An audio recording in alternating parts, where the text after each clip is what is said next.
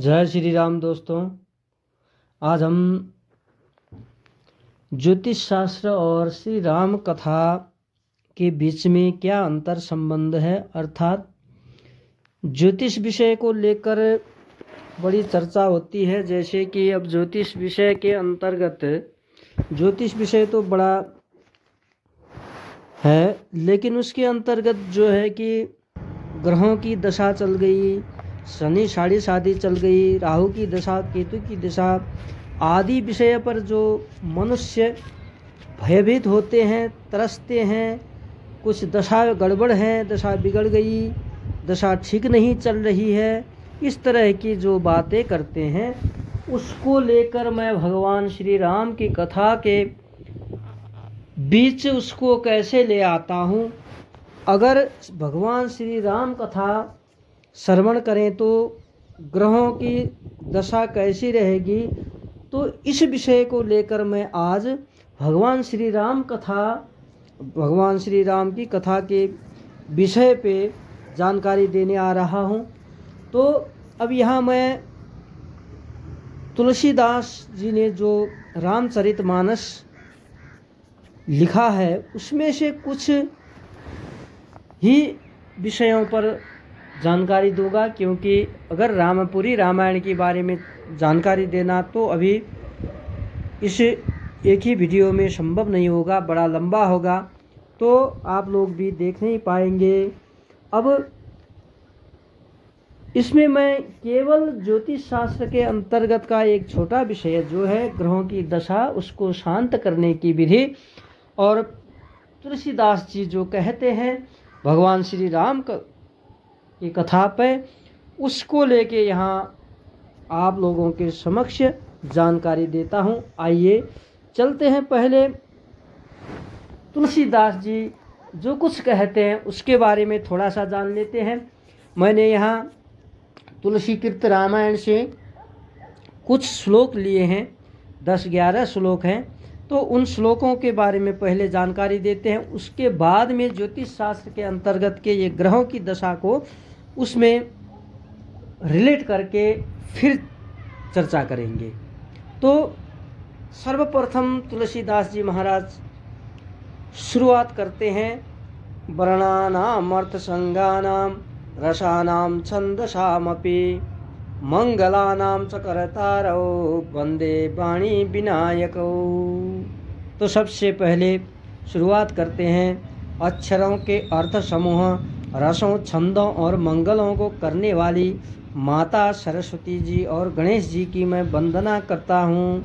तुलसीदास जी पहले माता सरस्वती और गणेश जी की वंदना करते हैं। उसके बाद भवानी शंकरौ वंदे श्रद्धा विश्वास स्वरूपिणौ याभ्यां विना न पश्यन्ति सिद्धाः स्वान्तस्थमीश्वरम्।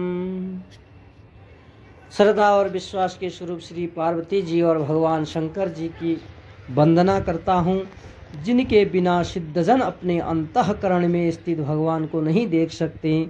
तो ऐसे भगवान भोलेनाथ और माता पार्वती को भी मैं उनकी भी वंदना करता हूँ। तुलसीदास जी कहते हैं, वंदे बोधमयं नित्यं गुरुं शंकर रूपिणं ममाश्रितो हि वक्रोर्पि चंद्रः सर्वत्र वन्द्यते।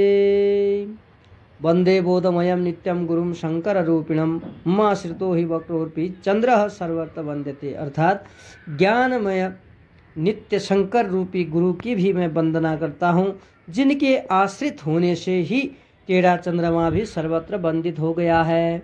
अब यहाँ भगवान शंकर की प्रार्थना करता हूँ, जिसके कारण टेढ़ा चंद्रमा जो दिन व दिन घटता रहता है और फिर बढ़ता रहता है और लुप्त हो जाता है, तो ऐसे चंद्रमा भी सर्वत्र वंदनीय हो गए भगवान भोलेनाथ के शिरोधार्य होने के कारण, भगवान भोलेनाथ ले अपने ऊपर लेने के कारण। तो ऐसे भगवान भोलेनाथ को भी मैं वंदना करता हूँ। यह तुलसीदास जी वंदना कर रहे हैं। सीताराम गुणग्राम पुण्यारण्य विहारिणौ वंदे विशुद्ध विज्ञानौ कवीश्वर कपीश्वरौ। साथ साथ में तुलसीदास जी कहते हैं, जो श्री सीताराम जी के गुण समूह रूपी पवित्र वन में विहार करने वाले हैं, विशुद्ध ज्ञान संपन्न हैं, वैसे कवीश्वर श्री वाल्मीकि जी और कपीश्वर श्री हनुमान जी को भी मैं वंदना करता हूँ। इस प्रकार तुलसीदास जी वाल्मीकि जी और हनुमान जी की भी वंदना करते हैं। उद्भव स्थिति संहारकारिणीं क्लेशहारिणीं सर्वश्रेयस्करीं सीतां नतोऽहं रामवल्लभाम्। उत्पत्ति, स्थिति अर्थात पालन और संहार करने वाली तथा संपूर्ण कल्याणों को करने वाले श्री रामचंद्र जी की प्रियतमा श्री सीता जी को भी मैं नमस्कार करता हूँ। यन्माया वस्वति विश्वमखिलं वर्मादिदेवासुरा यत् सत्त्वादमिषैव भाति सकलं रज्जो यथाहं भ्रमः यत्पादप्लवमेकमेव हि भवां बोधे स्थितिर्षावतां वन्देऽहं तमशेषकारणपरं रामाख्यमीशं हरिम्। जिनकी माया के वशीभूत संपूर्ण विश्व ब्रह्मादि देवता असुर और समस्त जीव हैं, जिनकी सत्ता से रस्सी में सर्प के भ्रम की भांति यह सारा दृश्य जगत सत्य ही प्रतीत होता है, और जिनके केवल चरण ही भवसागर तरने की इच्छा वाले के लिए एकमात्र नौका है, उन समस्त कारणों से पर सब कारणों के कारण और सबसे श्रेष्ठ राम कहाने वाले भगवान हरि की भी मैं वंदना करता हूँ। भगवान हरि की वंदना कर रहे हैं तुलसीदास जी। अब तो इस प्रकार सबसे पहले तुलसीदास जी भगवान माता सरस्वती, गणेश जी, भगवान भोलेनाथ, माता पार्वती, माता सीता मैया, वाल्मीकि जी, हनुमान जी और उसके बाद भगवान श्री राम जो नारायण के अवतार हैं, उनकी प्रार्थना करते हैं। अब इसके साथ साथ ही हम आगे चलते हैं। अब यह तो वंदना हो गई। अब इसमें रामायण में कुछ ऐसे श्लोक हैं जिन श्लोकों के बारे में यहाँ चर्चा कर रहे हैं। और जब विभीषण शरण में आते हैं तो सुग्रीव जी ने शंका किया कि कहीं यह लंका के राजा रावण ने भेज दिया इनको और हमारा भेद लेने तो नहीं आए, ऐसा सुग्रीव जी ने शंका किया। तो तब भगवान श्री राम कहते हैं, निर्मल मन जना सो मोहि पावा, मोहि कपट छल छिद्र न भावा, भेद ले न पठवा दश शीशा, तबहु न कहूँ भय हानि कपीशा। अब सुग्रीव जी की यह शंका जो है, उस शंका को दूर करने के लिए भगवान श्री राम जी कहते हैं, जो मनुष्य निर्मल मन जन सो मोहि पावा, जो मनुष्य निर्मल मन का होता है वही मुझे पाता है, मुझे छल कपट और छिद्र नहीं सुहाता। यदि उस रावण ने भेद लेने के लिए भी भेजा है तो तब भी हे सुग्रीव अपने को कुछ भी हानि नहीं होगा, भय नहीं होगा। इस प्रकार भगवान श्री रामचंद्र जी ने सुग्रीव जी को शांत किया, सांत्वना दिया कि हे सुग्रीव, मुझे जो है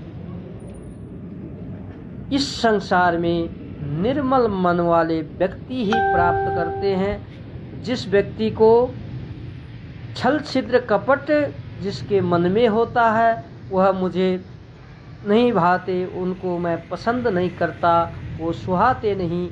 यदि रावण विभीषण को हमारा भेद लेने भी पठाए तो हमें कोई डर नहीं, भय नहीं है, वो कुछ हानि भी नहीं है। इस प्रकार तो अब यहाँ समझने की बात यह है कि भगवान श्री राम तो बता रहे हैं कि निर्मल मन जो सो मोहि पावा, मोहि कपट छल छिद्र न भावा। तो इस प्रकार यदि हम भगवान की भक्ति करें, अर्थात अपना सुधार करें, दूसरे की बिगाड़ की न सोचें। अब मनुष्य क्या होता है, एक बार भगवान ने एक तपस्वी को, जिसने तपस्या किया, भगवान मेरे पास कुछ नहीं है, तो उसने तपस्या की, तब भगवान प्रसन्न होकर उसको दर्शन देवे और कहते हैं चल बच्चा तू वर तो मांग ले, परंतु जितना भी वर तुझे दूंगा उतना उसका दुगुना, उसका डबल तेरे पड़ोसी को मिल जाएगा। अब ऐसा क्यों कहा भगवान ने, क्योंकि अब यहाँ पे जो मोहि कपट छल छिद्र न भावा, भगवान को कपट छल छिद्र नहीं भाता, तो वो क्या सोचता था, मेरा ही सब कुछ बने और मेरे अड़ोस पड़ोसों दरिद्र ही रहें, उनके पास कुछ ना हो, ऐसा सोचता था। तो उनकी बिगाड़ करने का सोचता था। तब भगवान ने सोचा कि इसको कुछ सिखाना होगा। तो अब उसने सोचा कि अब जब मैं एक मकान मांगूं तो उसके 2 हो जाएंगे, मैं एक गाड़ी मांग लूँ तो उसके पास 2 गाड़ी हो जाएंगे। ऐसे ऐसे मन में विकार उत्पन्न होने लगे। तब वह सोचने लगा, देखिए क्रूर बुद्धि वाला, अब वो सोचने लगा कि भगवान तब तो मुझे मेरा क्या कर दीजिए, एक आँख मेरा फोड़ दीजिए। अब उसने कहा मेरा अगर एक आँख फूटेगा तो पड़ोस का जो है दोनों आँख फूटेंगे, मैं तो एक आँख से काम चला लूँगा, लेकिन वो क्या करेगा। ऐसी बुद्धि होती है। तो ऐसे व्यक्ति जो हैं भगवान को नहीं भाते। छल कपट वाले, छिद्र वाले, छल छिद्र वाले, कपट वाले व्यक्ति नहीं भाते। निर्मल मन से भगवान की सेवा करें तो जो कुछ भी मांगे भगवान दे देते हैं। अब यहाँ हो गया, इससे आगे चलते हैं। सुन ब्यालारि काल कलिमल अवगुण आगार, गुणौ बहुत कलि जुग कर बिनु प्रयास विस्तार। अब यहाँ पे गरुड़ जी को बता रहे हैं, हे सर्पों के शत्रु गरुड़ जी, सुनिए कलिकाल पाप और अवगुणों का घर है, किंतु कलयुग में एक गुण भी बड़ा ही है कि उसमें बिना ही परिश्रम भव बंधन से छुटकारा मिल जाता है। अब यहाँ पे बताया गया है गरुड़ जी को कि गरुड़ जी सुनिए, ये कलिकाल जो है पाप और अवगुणों का घर है। यहाँ पाप ज़्यादा होंगे और अवगुण ही अवगुण ज़्यादा होंगे, परंतु इसमें एक चीज़ ऐसी है, गुणवान है, बड़ी गुणवान है, जो कि बिना ही परिश्रम भवबंधन से छुटकारा मिल जाती है। अब वो क्या है, सुनिए।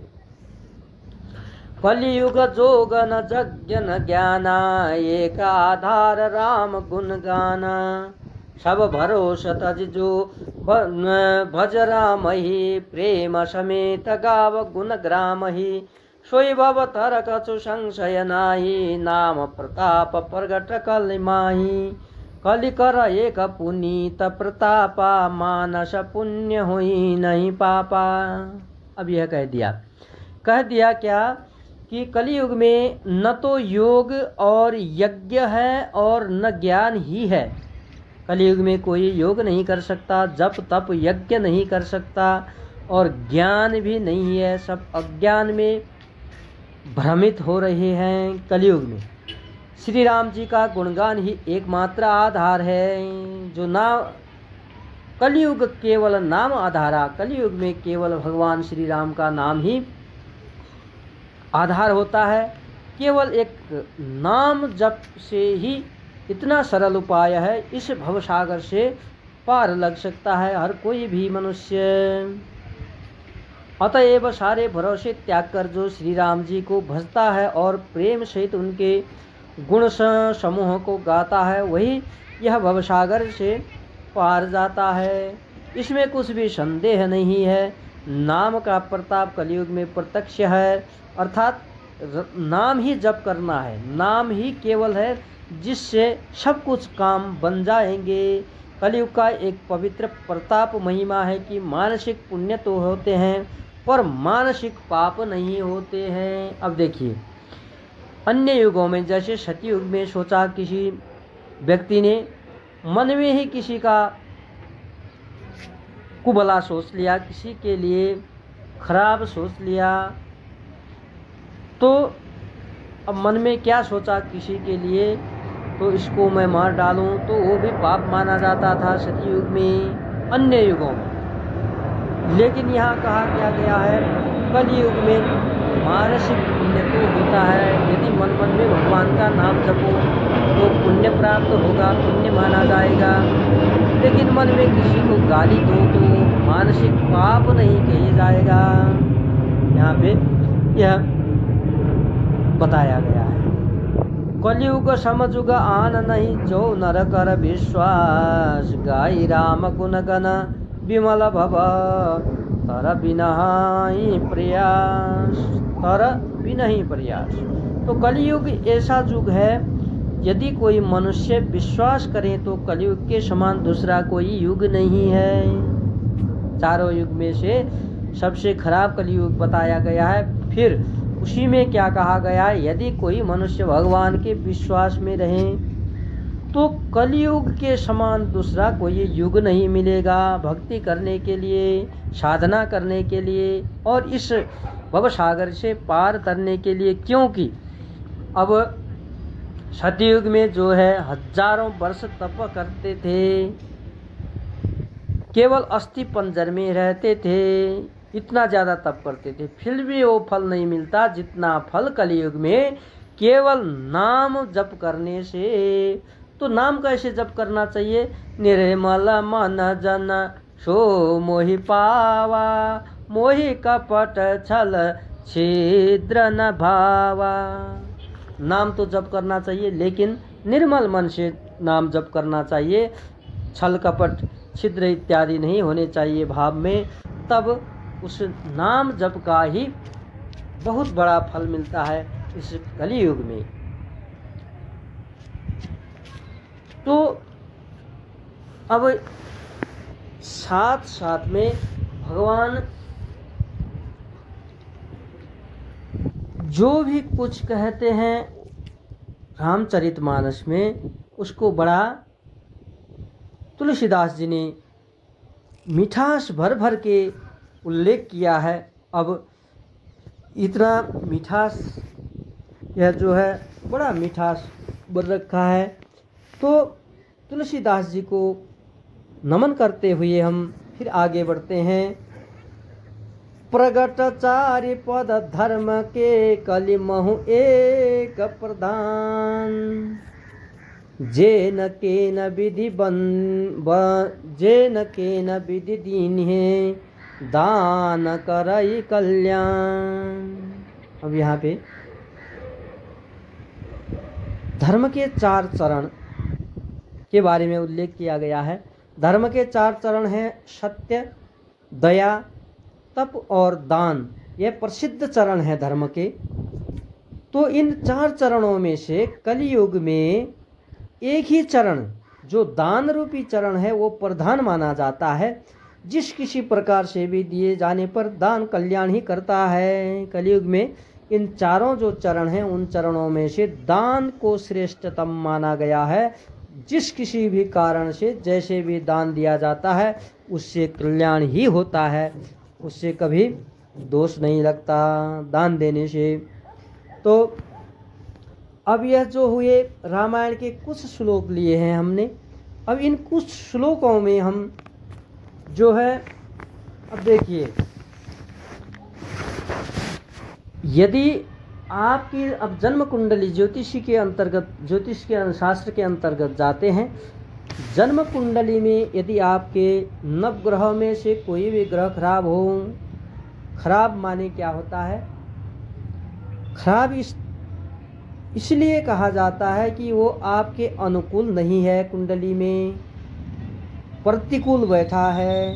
तो यदि प्रतिकूल ग्रह बैठा है तो उसको अनुकूल करने के लिए अपने कुंडली के मुताबिक, अपने सहजता के लिए उसको, उसके जो दुष्प्रभाव हैं उनको निष्क्रिय करके उसका फल जो है अच्छा मिले, या उसको तटस्थ रखें उस ग्रह को, इसके लिए बहुत सारे उपाय होते हैं, जिन उपायों में से जप करना, तप करना, पूजा करना, हवन करना, तर्पण करना, मार्जन करना और विविध विषय होते हैं। जैसे कि अब यदि सूर्य कमज़ोर है या सूर्य आपके प्रतिकूल हुए हैं तो करना क्या है होता है, अब विविध होते हैं। सूर्य के जप कीजिए, सूर्य को अर्घ्य दीजिए, जल अर्पण कीजिए सूर्य को।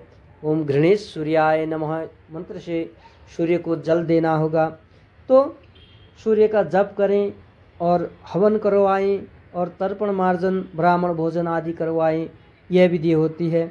अब इसी प्रकार से चंद्रमा का भी होता है, मंगल का भी, बुध, 9 ग्रहों का होता है और साथ साथ में ग्रहों की पत्नियां जो होती हैं योगिनी कहा जाती हैं, तो योगिनी की भी ऐसी प्रकार से विधि होती हैं। उन ग्रहों के संबंधित वस्तुओं का दान होता है। जैसे सूर्य का करना हो तो लाल वस्त्र होगा, तामा का बर्तन आदि होंगे, सोना होगा और लाल रंग की गाय दान की जाती है। तो इसी प्रकार अन्य ग्रहों की भी होती हैं। अब यह जो कठिन विधि हुई है, अब यह सरल विधि तो नहीं हुए, कठिन, एक तो कठिन विधि हुई है, दूसरे क्या हुए, इनमें खर्चा ज़्यादा आता है। अब जिसके पास धन है वो तो कर पाता है, जिसके पास धन नहीं है उसको थोड़ा मुश्किल पड़ जाता है कि अब धन कहाँ से लाएं, कैसे करें। अब इनके लिए जिसके पास धन नहीं है, जो कर नहीं पाते हैं, उनके लिए एक सरल उपाय यह है, भगवान श्री राम जी का कथा श्रवण करना, कथा वाचन करना। जैसे रामचरितमानस में जो दिए हैं उन चीज़ों को अपने नित्य नियम पर प्रयोग करना, अर्थात अपने व्यवहार में उतारना। जैसे कि अब यहाँ कहा गया है कि तुलसीदास जी जो कहते हैं सरस्वती माता की प्रार्थना करते हैं। अब सरस्वती माता क्या है? सरस्वती माता बुद्धि हैं, वाणी हैं, विद्या हैं।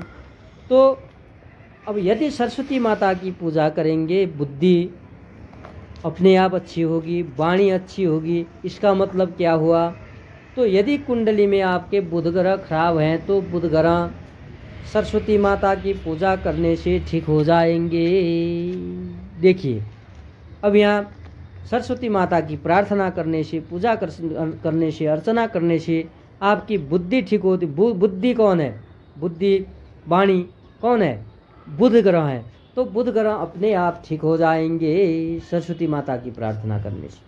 वैसे गणेश जी हैं बुद्धि वाले, वाणी वाले, संकट हरने वाले। तो यदि गणेश जी की पूजा अर्चना होगी तो संकट हरने वाले। अब संकट किसके, कौन कौन देता है संकट? अब मंगल ग्रह संकट देगा तो गणेश जी की पूजा कीजिए, गणेश जी से मंगल अपने आप ठीक हो गए। इस प्रकार केतु अपने आप ठीक हो गए।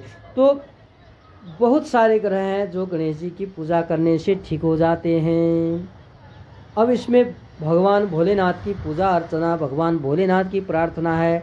अगर भोलेनाथ की प्रार्थना नित्य पूजा करें, जल अर्पण करें तो सारे के सारे ग्रह अपने आप ठीक हो जाते हैं, इसमें कोई संशय नहीं है। साथ में माता पार्वती बला दृष्टि भी है, बल की देवी भी है, विद्या की दृष्टि भी है, विद्या की देवी भी, धन की देवी भी, सब उस पार्वती माता में ही समाहित हैं। तो सभी देवियाँ प्रसन्न हो जाएंगी भगवान भोलेनाथ, माता पार्वती की पूजा करने से। भगवान श्री राम की पूजा, सीता माता, कपीश्वर, अब कपीश्वर हनुमान जी की पूजा, गुरुदेव की पूजा, जल की पूजा, पवन की पूजा, आकाश धरती की पूजा, जन्मभूमि की पूजा, सूर्य देव की पूजा, ऋषि मुनि सभी का गुणगान आता है। जो कि जैसे अब उदाहरण के लिए आपको मैं बता दूं, कपीश्वर हनुमान जी की पूजा की तो सभी ग्रहों का जो संकट है दूर हो जाएगा। क्योंकि जब लंका में रावण ने नवग्रहों को अपने कब्जे में लिया हुआ था, कहते हैं कि शनिदेव को तो उल्टा लटकाया था। तो जब हनुमान जी लंका में प्रवेश किए और रावण को धमकाने लगे, अर्थात रावण को बताने लगे कि रावण तू ऐसा दुष्कर्म क्यों कर रहा है? भगवान श्री राम के चरण में जा। बिल्कुल निडर होके जब हनुमान जी समझा रहे हैं रावण को, तभी नवग्रहों को थोड़ा क्या हुआ, नवग्रह जो हैं अब थोड़ा वो हर्षित होने लगे कि अब भगवान श्री राम आ जाएंगे, रावण का नाश करेंगे और हम भी मुक्त हो जाएंगे। ऐसे तो नवग्रहों को रावण के बंधन से मुक्त करने में जो है हनुमान जी का बहुत बड़ा हाथ है। हनुमान जी ने बहुत कार्य किया है इसमें। तब कहते हैं, अब जो है शनिदेव तो कहते हैं, देखो हनुमान जी से कहते हैं कि अगर कोई भी आपका नाम ले तो मैं उसको दुख नहीं पहुंचाऊंगा, कोई हानि नहीं पहुंचाऊंगा। तो इस तरह नवग्रह जो हैं हर किसी ग्रह के लिए भी हनुमान जी कल्याण करते हैं। अब एक तो यह कारण हुआ। दूसरा कारण क्या है? हनुमान जी भगवान शिव के अंशावतार हैं। तो भगवान शिव जो हैं भोलेनाथ नवग्रहों के अधिष्ठात्री देवता हैं। नवग्रह किसके अंडर में है? भगवान भोलेनाथ के अंडर में है। तब भगवान भोलेनाथ का अंशावतार होने के कारण हनुमान जी की भक्ति प्रार्थना करते ही सभी ग्रह खुश हो जाते हैं। इस प्रकार हनुमान जी की प्रार्थना। अब गुरुदेव की पूजा अर्चना करने से गुरु बृहस्पति प्रसन्न हो जाते हैं। अब जल जो है नवग्रहों में से हर एक ग्रहों के लिए जल आवश्यक है। जैसे कि यदि सूर्यदेव के लिए सूर्यदेव को प्रसन्न करना हो तो तांबे के बर्तन में, तांबे के लोटे में अर्घ में जल रख के भगवान सूर्य नारायण को जल दें। यदि चंद्रमा को प्रसन्न करना है, भगवान भोलेनाथ को सोमवार के दिन जल अर्पित करें। इस प्रकार क्या है कि हर एक नवग्रह को जल से रिलेटेड कुछ न कुछ कार्य करके उनको प्रसन्न करते हैं। तो यदि हम जल का संरक्षण करें, जल की प्रार्थना करें, पवन की प्रार्थना करें, आकाश धरती की प्रार्थना करें, ऋषि मुनियों की प्रार्थना करें, तो इनसे क्या होगा? सभी नवग्रह प्रसन्न हो जाते हैं। अब जो भी है, अब यह भगवान श्री राम की कथा जो है इसको श्रवण मात्र से केवल नित्य श्रवण करें। लेकिन श्रवण कैसे करना है? फिर एक बार वही चौपाई जो है मैं यहाँ कहता हूँ, निर्मल मन जन सो मोहि पावा, मोहि कपट छल शीघ्र न भावा। अब यहाँ पे देखिए हमारे इतने जो है हमारा भाग्यशाली नहीं है, क्योंकि पुष्पक विमान तो देखे नहीं हमने। अब यहाँ पे पुष्प और विमान तो देख सकते हैं हम, यहाँ पुष्प भी है और विमान भी है। तो पुष्पक विमान देखने के लिए तो भगवान राम के साथ ही जन्म लेना पड़ेगा। वैसे भाग्यशाली, महाभाग्यशाली तो हम नहीं हैं, क्योंकि अब इतना ज़्यादा हमारा जो है हमने पुण्य नहीं कमाया है। तो केवल हम पुष्प और विमान से काम चला लेते हैं। भाव से भगवान की धारणा जो है, भगवान पे मन लगाते हैं। अब यहाँ पे इस प्रकार हमने जो है अपने दिनचर्या, अब इसका मतलब क्या है? नवग्रह का मतलब क्या है? योगिनी का मतलब क्या है? अपने जीवनचर्या को सुखपूर्वक रखना है। भौतिक जो यह लौकिक शरीर है, यह लौकिक शरीर माने हमारा जो मांस हड्डियों का, रक्त का जो शरीर बना है, इस दुनिया का शरीर, इस संसार का शरीर, जिससे हम इधर उधर जाते आते हैं, बोलते हैं, खाते पीते हैं, इस शरीर से जो है भौतिक सुख की अनुभूति करने के लिए जो हम हमारे ग्रह दशा बिगड़ गई, ग्रहों की पूजा अर्चना करें, यह करें वो करें कहते हैं, तो उसको ठीक करने के लिए हमें क्या करना है? भगवान श्री राम का भजन करें। कलयुग केवल नाम आधारा कहा गया है। कलयुग में केवल नाम ही आधार है। नाम, राम नाम जपते रहो तो इसी से कल्याण होगा, लेकिन निर्मल मन से जपना होगा। किसी के ऊपर छल छिद्र कपट मन में रख के नाम जपना जिसने ऐसा जप किया उसका भला नहीं हो सकता, वो तो बुरी तरह फंसता है। क्योंकि अब देखिए भगवान, यह सब मैंने पहले ही कहा कि एक कहानी बताई आप लोगों को, तो उस तरह जो छल छिद्र वाले होते हैं लोग, उनको उनकी बुद्धि भ्रष्ट हो जाती है। जैसे कि अब यहाँ रामायण में ही देखो तो रामायण में क्या है, जब ब्रह्मा जी की तपस्या की तीनों भाई ने, रावण, कुंभकर्ण और विभीषण ने जब तपस्या की, अब रावण क्या सोचता था, अलग ही कुछ सोचता था। विभीषण क्या सोचता था, वो अलग ही सोचता था। भले रावण जो है वो गलत ही सोचता था, लेकिन फिर भी अब जो कुंभकर्ण है वो बहुत चतुराई से इंद्रासन मांगने वाला था। देखिए अब वो चतुराई से इंद्रासन मांग रहा है और कुछ नहीं मांग रहा है। अब इंद्र का आसन मांगा तो हमेशा के लिए उसका ही होगा। तो अब उस पर ध्यान रखकर माता सरस्वती को जो है उनकी वाणी में बिठाकर माता सरस्वती ने क्या मांग दिया, निद्रासन मांग दिया। जिसके ऊपर छल कपट है, छल कपट वालों को ऐसा ही दंड मिलता है। अब देखिए ठीक उसी तरह रावण ने जो है मुझे कोई ना जीत पाए, लेकिन उसमें मनुष्य और बंदर को छोड़ दिया। तो इस प्रकार रावण का भी सत्यानाश हो गया। अतः हमें छल छिद्र कपट यह जो है ये भाव नहीं रखनी चाहिए। निर्मल भाव से भगवान श्री राम का पाठ श्रवण करें। रामचरितमानस का जो कथा है, कथा श्रवण कीजिए, खुद ही पाठ कीजिए, राम नाम का जप कीजिए, तो उसी से क्या होगा, कल्याण होगा। कल्याण कैसा होगा? अब इस यह लौकिक जो है, यह लौकिक जो ये भौतिक संसार है, यह लौकिक शरीर है, इसका समस्त संकट दूर हो जाएगा। भौतिक सुख की अनुभूति होगी, साथ साथ में क्या होगा, पारमार्थिक शरीर से मोक्ष प्राप्त भी सरलता से प्राप्त होगा। मोक्ष प्राप्ति के लिए भी यह जो राम नाम है कलयुग में बहुत श्रेष्ठ माना गया है। तो इस प्रकार हम भगवान श्री राम की पूजा अर्चना, कथा श्रवण नित्य करें। भगवान श्री राम कथा श्रवण, पूजा अर्चना नहीं कर सकते, कथा श्रवण करें, भगवान का नाम जप करें।